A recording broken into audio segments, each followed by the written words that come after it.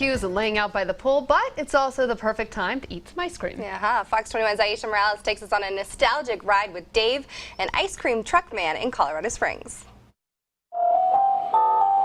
When you see a bunch of, mixed generation, you'll play Mario because that spans three generations. He says there is a method to what he does. All right, what else for you, sir?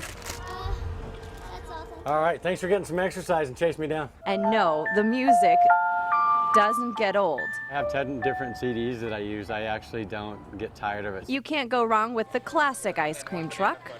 In one day, we'll probably sell about $3,000 to $4,000 worth of ice cream. A time to remember when we were kids. They want to remember their childhood.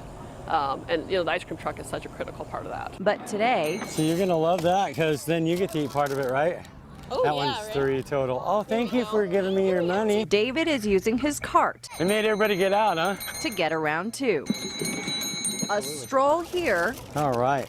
That's going to be 5 for the 2 of them today. On a good day, this truck could sell 200 ice creams, if not more. Can you get some ice cream today? But David is known to give some away. You let me give him one small one. David's a very charitable ice cream driver, so he always makes sure that everybody can get ice cream regardless of their financial situation. It's what makes David Hey, my lifeguard friend. a great ice cream man. As a Christian, to me, it's important to give back. Sometimes it's just one of those things. I just feel like I'm just blessed to be able to do this.